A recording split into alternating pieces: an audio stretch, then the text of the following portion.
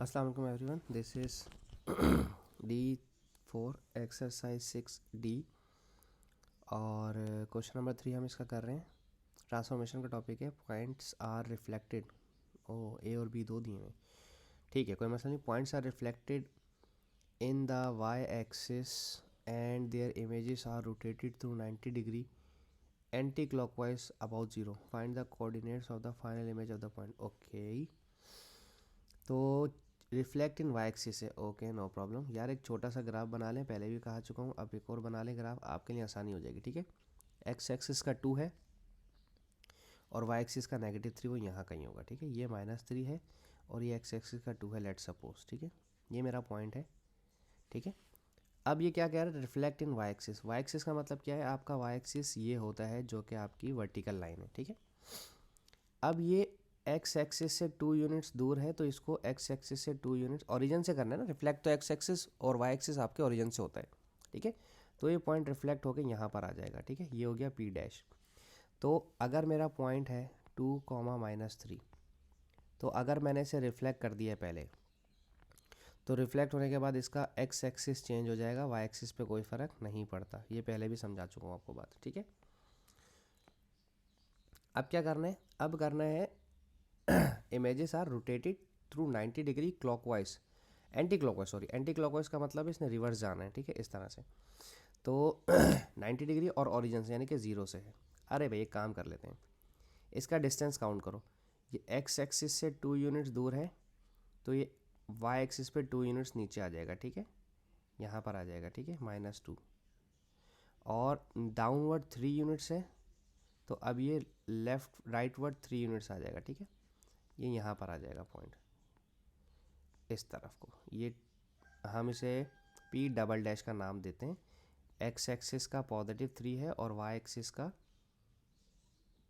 2 units नीचे आया था ना, -2 है। ठीक है, सही है। दोबारा समझाता हूँ, मैंने क्या किया है, मैंने इस पॉइंट को कंसिडर किया है। ये पॉइंट मेरा 2 यूनिट दूर है एक्स एक्सिस से। ठीक है, तो ये 2 यूनिट नीचे आया है, तो इसका वाई एक्सिस -2 हो गया। ठीक है, फिर ये डाउनवर्ड वाई एक्सिस की तरफ ये 3 यूनिट नीचे की तरफ है, तो ये नीचे की तरफ था, तो ये एंटी क्लॉकवाइज रोटेट हो रहे हैं, तो अब ये राइट वर्ड चला जाएगा 3 यूनिट। देखें 90 डिग्री हर जगह 90 डिग्री बन रहा है। ये 90 डिग्री इधर को, ये 90 डिग्री अंदर को बना है यहाँ पर। ठीक है, और ये ही 90 डिग्री यहाँ पर बना है। ठीक है, तीनों जगह 90 डिग्री इनवर्ड है, अंदर की तरफ बन रहा है, तो इसका मतलब एक्सिस आपके पूरे आपने सही लिए हैं। ठीक है, तो अब अगर ये एंटी क्लॉकवाइज रोटेट हुआ है, तो इसको कैसे लिखेंगे, आर पी, और रोटेट भी हुआ है तो इसको आर कर लेते हैं। ठीक है, रिफ्लेक्ट और रोटेट, तो आर स्क्वायर ना कर दे कोई बच्चा, बस एंड में आंसर लिख दें इसका। वाई एक्सिस 3 हो जाएगा और एक्स एक्सिस इसका, सॉरी एक्स एक्सिस 3 हो जाएगा और वाई एक्सिस का -2 हो जाएगा। ये पॉइंट ए था हमारा। ठीक है, अब पॉइंट बी की बात करते हैं। पॉइंट बी है मेरे पास, ये है -4 -1।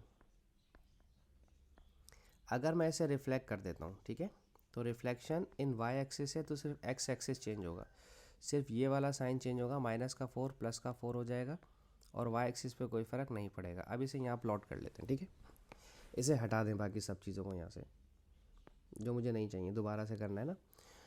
तो एक्स का +4 और वाई का -1 यहाँ पर है पॉइंट। ठीक है, ये +4 और -1 सही है। अब क्या है, एंटी क्लॉकवाइज यानी कि उल्टा घूमना है इसने, तो फिर वही चीज़ बोलूँगा मैं दोबारा से आपसे कि ये 4 यूनिट अगर राइटवर्ड है, इसने घूम के ऊपर जाना है ना, तो 4 यूनिट ऊपर लेकर जाओ इसको। ठीक है, ये +4 हो जाएगा।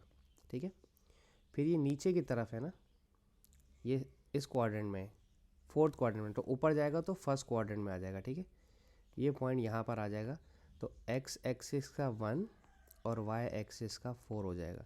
ठीक है, देखें, तो अब आपका जो फाइनल आंसर आ गया एंटी क्लॉकवाइज के बाद, तो इसका पॉइंट क्या लिखेंगे आप, एक्स का 1 और वाई का +4। ठीक है, अब अगर आप वो देखना चाहें ना, इसकी क्या कहते हैं उसको, थोड़ा सा रिलेशनशिप इनका, तो देखें 3 यहाँ पर आकर पॉजिटिव हो गया और -1 यहाँ पर अगर पॉजिटिव हो गया, ये -2 एज इट इज़ यहीं पर आ गया और ये -2 यहाँ पर एज इट इज़ आ गया। तो अगर कुछ टीचर्स इसको ऐसे भी लिखवाते हैं कि अगर ए और बी है तो ये एंटी क्लॉकवाइज रोटेट होकर, अब क्लॉकवाइज और एंटी क्लॉकवाइज दो चीज़ें याद रखनी होती हैं, इसलिए मैं बताता नहीं हूँ। साइन ये वाला चेंज हो जाएगा और ये एज इट इज़ रहेगा। मुझे ना इसलिए मैं इस वजह से नहीं बताता हूँ क्योंकि एंटी क्लॉकवाइज के अंदर ना बड़े फिर याद रखना बड़ा मुश्किल होता है वैल्यूज़ को, तो मैं इसलिए बताता ही नहीं हूँ कि मैट्रिक्स याद करें। मैं कहता हूँ भाई एक आप ट्रांसलेशन बना लें ग्राफ पेपर पे, अपना कार्टेशियन प्लेन बना लें और ख़ुद से उसको ट्रांसलेट कर लें तो ज़्यादा आसानी हो जाती है। बाकी थोड़ी सी प्रैक्टिस रिक्वायर्ड होती है, तो वो तो आप इंशाल्लाह कर ही रहे होंगे, होप सो।